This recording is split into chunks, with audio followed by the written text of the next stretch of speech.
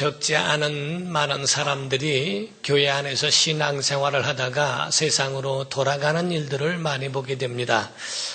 이것의 원인을 보게 되면 그 의지의 연약함, 두 번째로는 영적인 것으로는 영적 방해하는 방해 마귀의 세력.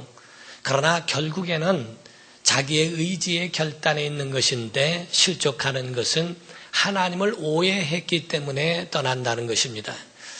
우리가 하나님을 알기만 한다면 견고하여져서 넘어지지 않을 텐데 하나님을 알지 못하니까 어떤 사람들은 영적 체험을 그렇게 많이 했으면서도 그 속에 하나님을 알지 못하니까 우연이라고 치부해버리고 우연이라고 돌려버림으로 인하여 그 믿음, 지금까지 하나님이 주신 그 은총을 한순간에 무너뜨려버리는 일이 없지 않은 것을 볼 때에 너무나 마음이 아픈 것을 보게 됩니다.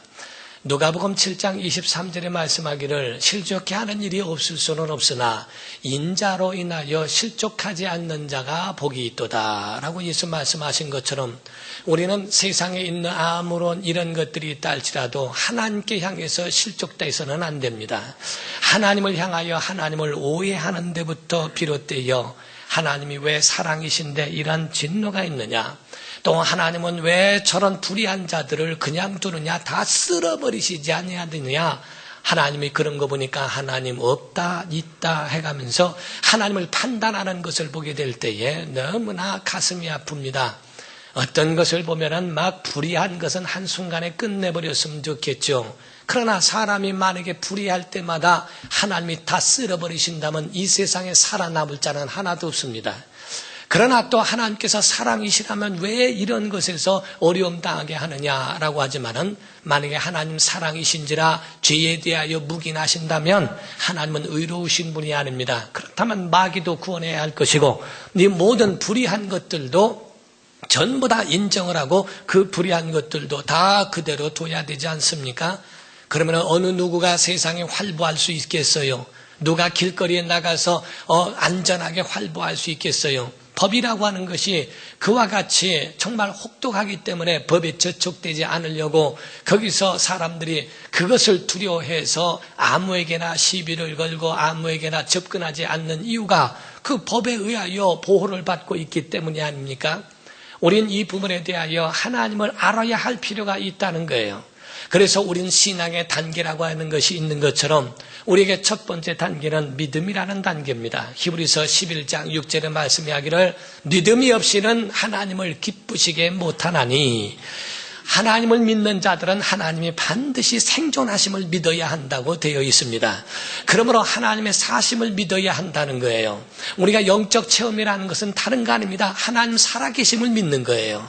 우리가 영적 체험으로 주님을 만났다는 것은 엄청난 무슨 큰 일들이 일어나야만이 아니라 섬세하고 작은 것을 통해서라도 하나님 사심을 체험할 때 하나님 계시구나라고 하는 것을 알게 되는 겁니다.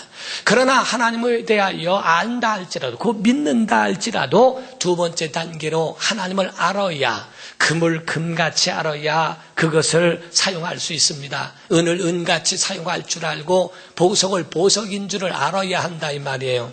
어린아이가 동전을 하나씩 줬더니 500원짜리를 가지고 나가서 자기가 먹고 싶어 한 거를 사 먹습니다. 얼마나 행복해야 하는지 몰라요. 그때의 친척이 와서 아이에게 지폐를 줬습니다. 지폐를 준 그 친척을 미워하는 겁니다. 나는 지폐가 필요한 게 아니라 동전이 필요하다는 거예요. 그 동전 가지고서 사 먹는데 이게 뭘 필요한가 생각을 하고 있는데 그 아이에게 이 지폐는 동전보다 몇 배의 가치가 있다는 걸 알려주니까 그때에서 입이 벌어집니다. 우리는 하나님에 대하여 하나만 아는 게 아닙니다. 하나님은 어떤 분으로 믿고 있는가, 곧 하나님은 우리에게 어떤 분이신가, 우리를 만드신 분임을 믿으시면 아멘 하세요. 그래서 창세기 1장에서 2장 넘어가면 하나님이 모든 만물을 지으신 것처럼 사람을 지으시고 그 코에 생기를 불어넣으셨다고 창세기 2장 7절에 말씀하죠. 곧 창조하신 그분을 믿는 겁니다. 그리고 죄된 인간들을 구원하시기 위해 위하여 아들을 이 땅에 보내셔서 우리를 구원하신 구주이심을 믿으시면 아멘 하세요. 이와 같이 하나님의 창조하심만 믿는 것이 아니라 우리를 아들을 통하여 구원하심도 믿는 겁니다. 세 번째로는 바로 이 모든 만물, 불의한 것들은 반드시 심판하신다고 하는 하나님의 심판도 바로 믿는 것, 이것이 바로 우리의 신앙생활입니다. 그러므로 우리는 창조하신 하나님을 뵐 수는 없지만은, 그러나 만물의 마지막을 뵐 수 있는데, 만물의 마지막에 계신 하나님을 뵙는데 어떤 하나님을 뵙느냐가 관건입니다. 어떤 사람은 예수 그리스도를 영접함으로 구세주를 뵐 것이고, 예수 그리스도 안에서 자기 영혼을 위하여 천국을 준비하지 못한 이들에 대하여서는 심판의 주를 뵙게 되는 겁니다.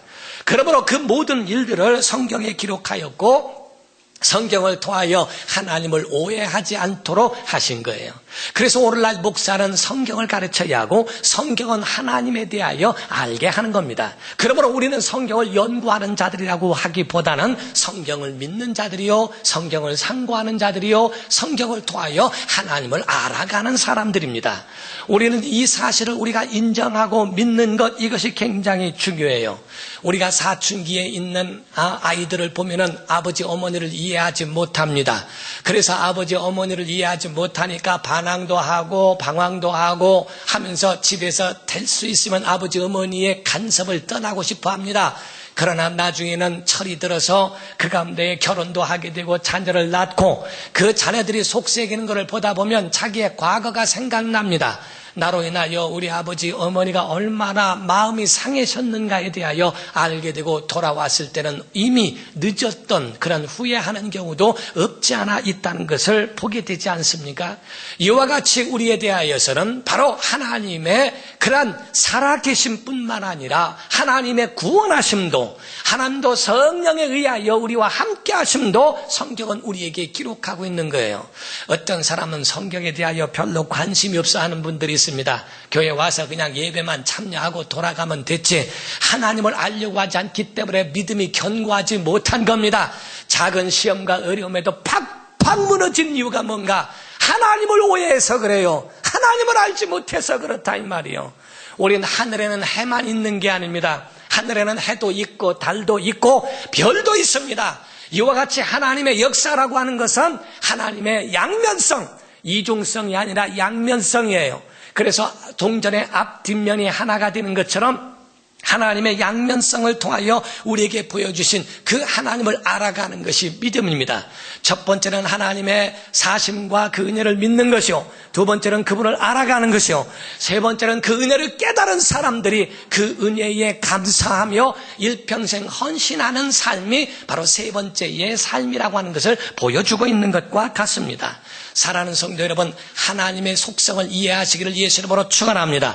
에베소서 5장 17절에 말씀하기를 오직 그러므로 너희는 어리석은 자가 되지 말고 오직 주의 뜻이 무엇인가 이해하라 라고 되어 있어요. 하나님을 오해하지 말고 하나님을 이해하여 하나님의 속성과 하나님의 신성이 무엇인 줄을 깨달아라는 겁니다.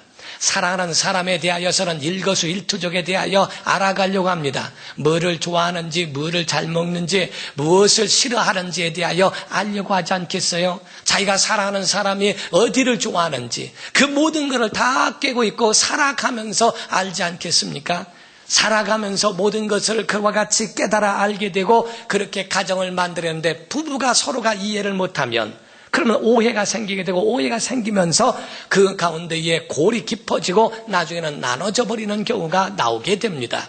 그러므로 알아야 한다는 거예요. 가정도 알아야 하고 부모도 알아야 되고 부모와 자녀에 대하여 알아야 하고 부부간에도 알아야 한다는 거예요. 신앙은 배워가면서 하나님을 알아가는 믿음, 그리고 그 안에서 감사와 함께 헌신하는 것이, 그것이 필요하다는 것을 이야기하는 겁니다. 하나님의 양면성을 볼 때 어떤 사람은 이중성으로 볼 수가 있어요. 그래서 이율배반이 아니냐. 어떤 때는 막 그렇게 잔인하기도 하고, 어떤 때는 진짜 죄인인데도 그들을 회개하고 돌아오니까 그들을 구원하시기도 하고, 사람들이 봤을 때는 그것이 타당성이 없고 하나님의 편애와 하나님의 선입견과 하나님에 대한 일방적 이기적이고 독선인 것만 이야기하는, 그렇게 이중성으로 볼 수가 있습니다. 그러나 실제 성경 안에 들어가면 이중성이 아니라 양면성이에요. 양면성으로 인하여 하나님께서 그 가운데 이 모두가 연관성이 있다는 것을 보여주고 있다는 것을 여러분이 깨달아 아셔야 됩니다. 하나님은 의로우신 분이기 때문에 죄는 용납하실 수 없습니다. 그러나 죄인은 구원하셨습니다. 그래서 죄에 대하여는 영원한 형벌과 지옥을 두셨지만 그러나 그 가운데에 긍휼을 베푸사 구원의 길을 열어주셨다는 것을 말씀합니다. 하나님은 구원도 하시지만 심판도 하십니다. 하나님은 진노도 베푸시지만 진노 가운데 긍휼하심도 보여주실 줄 믿습니다. 온 인류를 쓸어버리시는 가운데도 노아의 가족을 세우사 온 인류를 다시 한번 재개할 수 있는 기회를 하나님이 허락해 주신 것과 같습니다. 이를 이해하지 못할 때는 오해하게 되는 거예요.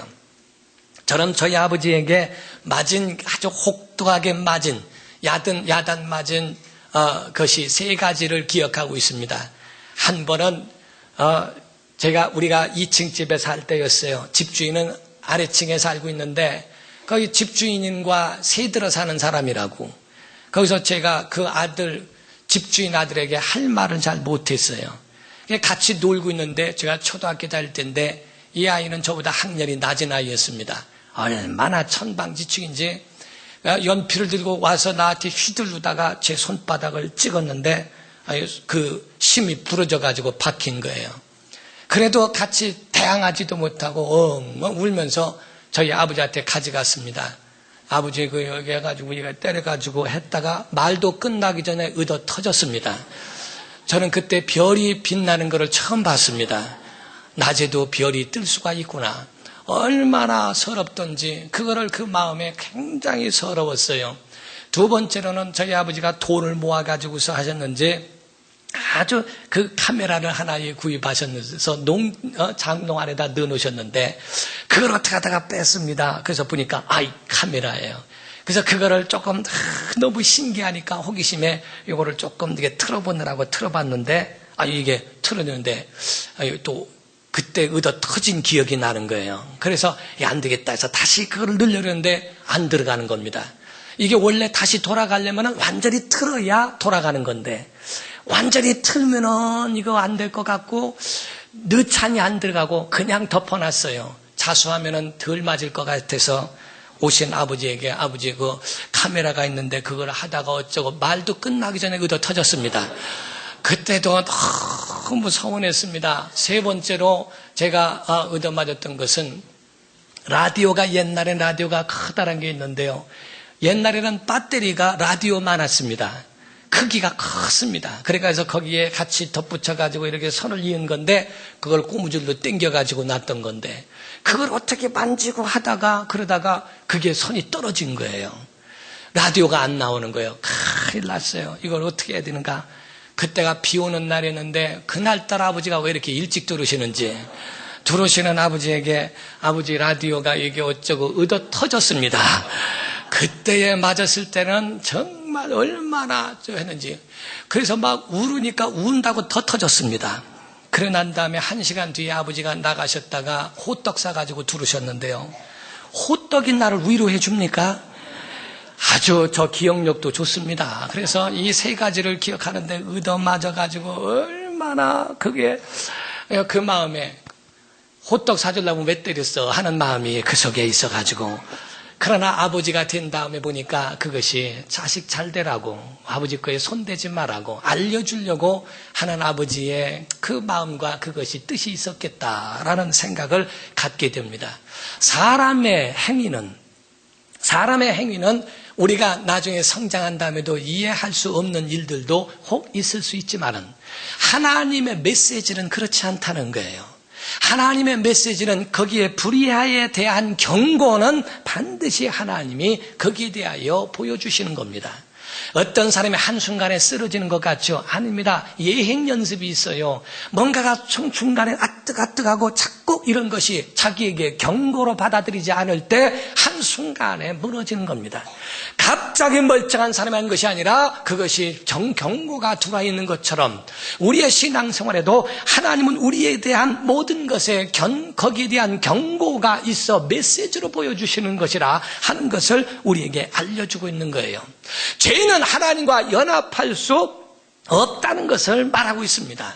그러므로 하나님께서 우리와 죄인과 연합할 수 없기에 중보자를 두사 하나님의 아들을 이 땅에 보내시고 아들을 십자가에 대신 죽게 하심으로 그 피의 은혜가 우리의 죄를 사하게 하시며 그의 생명으로 하나님과 우리가 연합할 수 있는 은혜를 베풀어 주셨다라고 성경은 말씀합니다.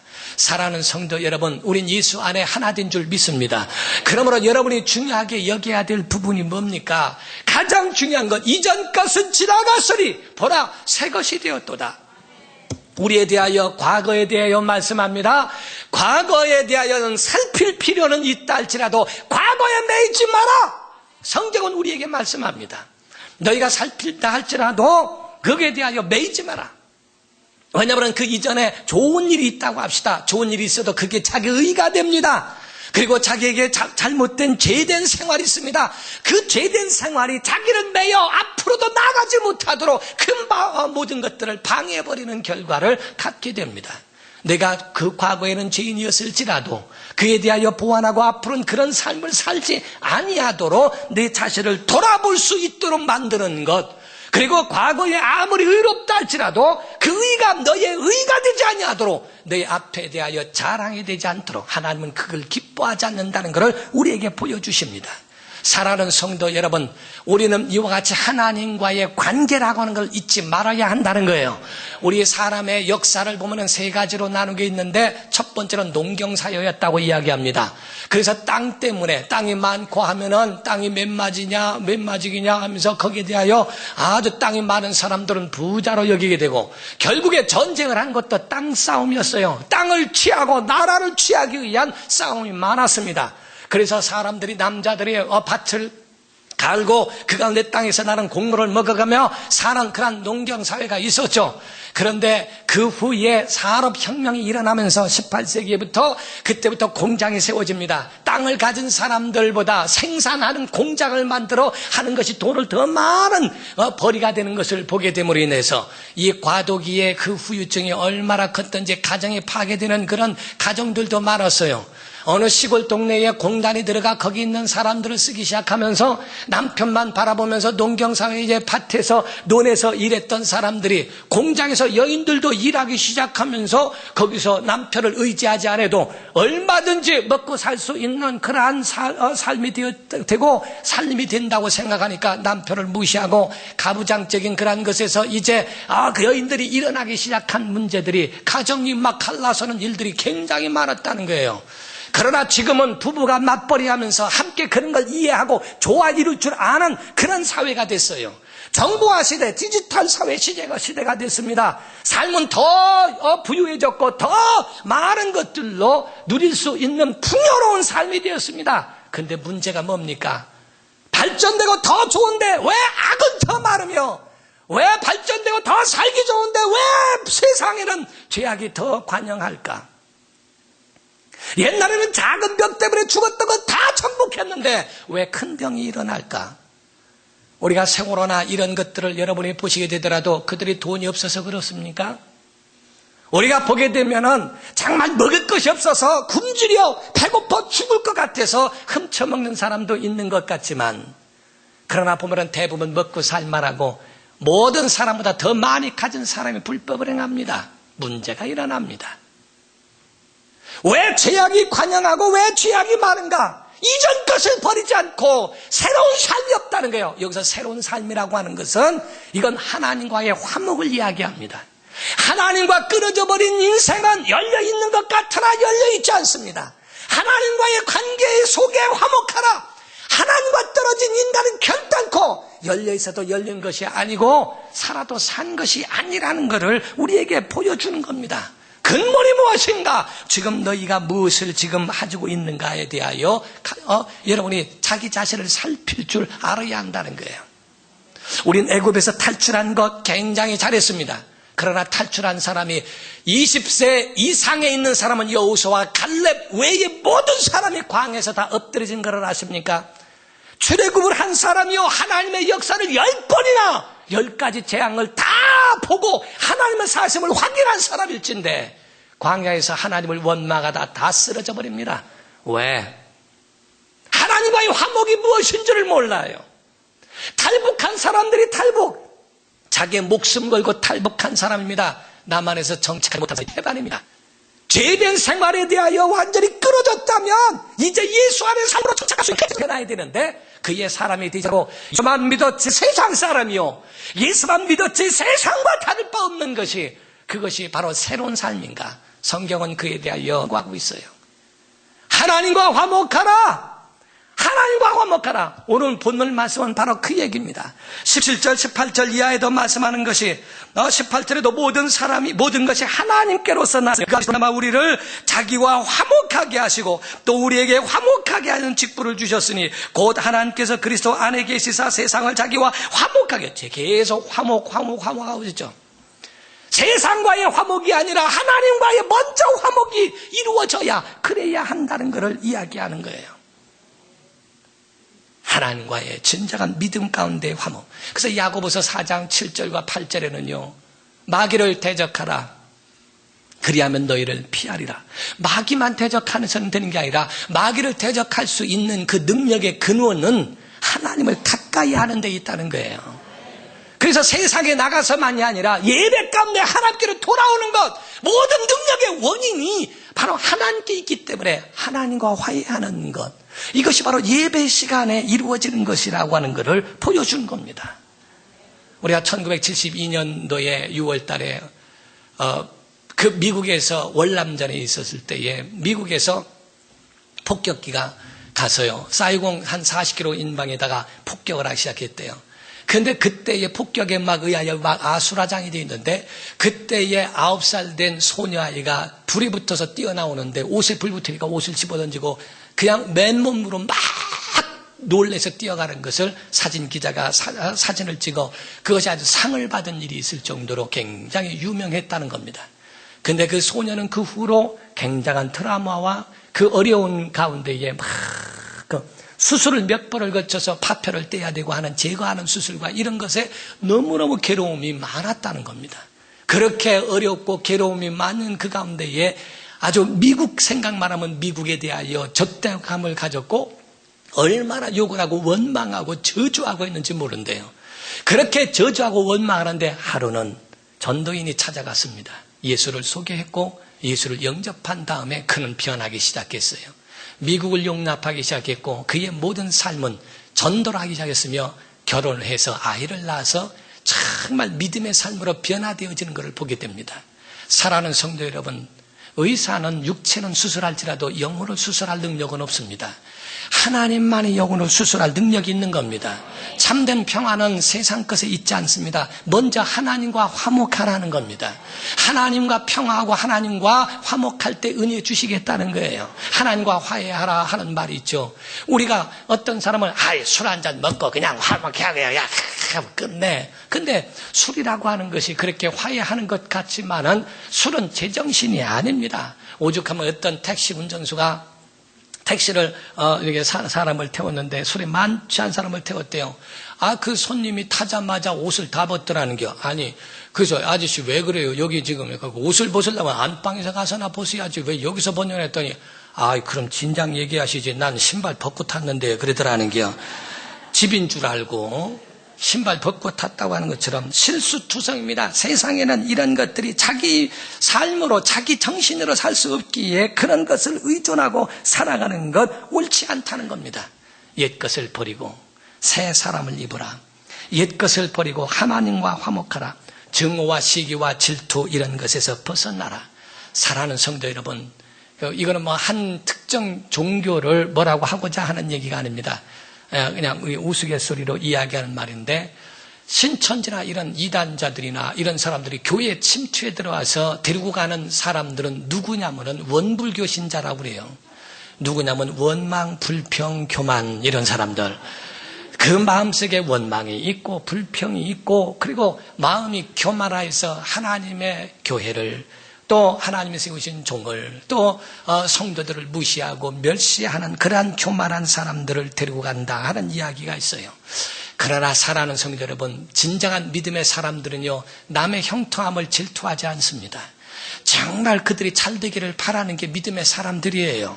남이 형통하는 거, 목사가 된 다음에는요, 남들이 잘못되는 거를 정말 가슴 아파하고 남들이 잘 되는 것에 대하여 특히 성도들이 잘 되는 것을 정말 기뻐합니다. 장난입니다. 아멘 안 해도 진짜 기뻐합니다. 정말 저는 여러분들이 평안하다 그러면 아멘 하지 이렇게 안 합니다. 여러분의 가정에 정말 은혜만 충만한다. 그런데 아쉬움이라고 하는 것은 영혼이 먼저 좀 잘 됐으면 이런 마음이 있어요.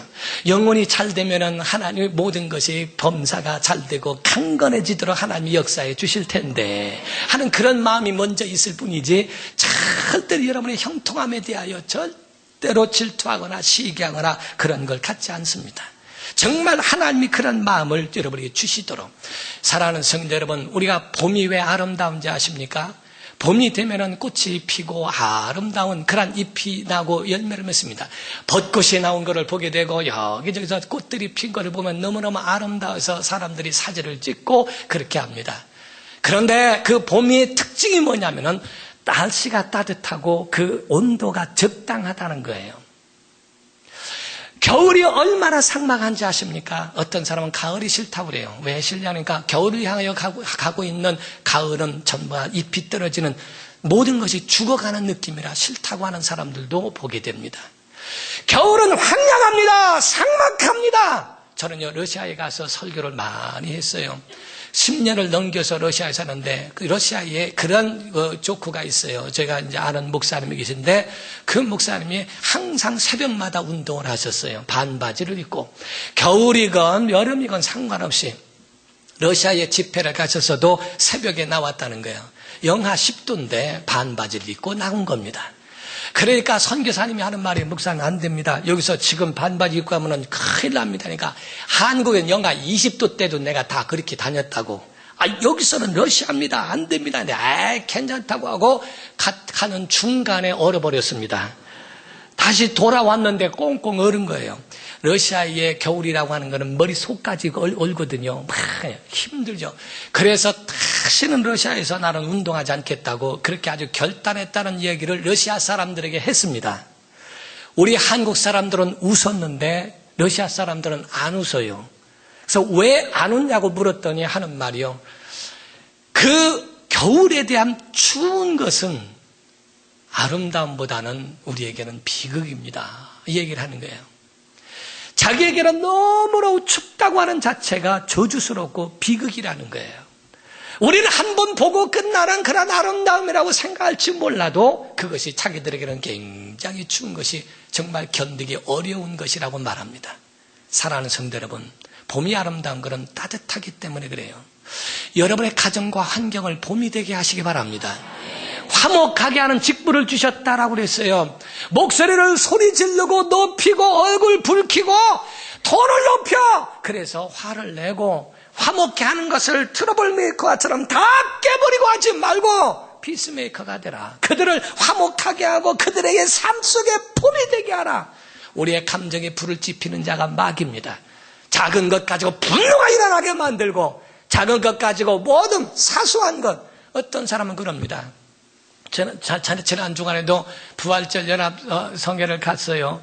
연합성회 가는데 이 성가대가 2층으로 올라갑니다. 올라가는데 중간에 있는데 이 김밥을 나눠주는 것이 왜 김밥 없느냐고. 2층에 있다 그러니까 여기서 나눠줘야지 왜 거기서 나눠주느냐고. 자기가 가면 되지 않느냐고. 이제 나는 그래야죠. 다른 사람은 다 2층에 있는데 혼자 여기 있으면서 왜 여기서 안 나눠주냐고 말합니다. 아니 올라가면 되지 않느냐고. 여기서 먹으나 거기 가서 먹으나 같지 않느냐고.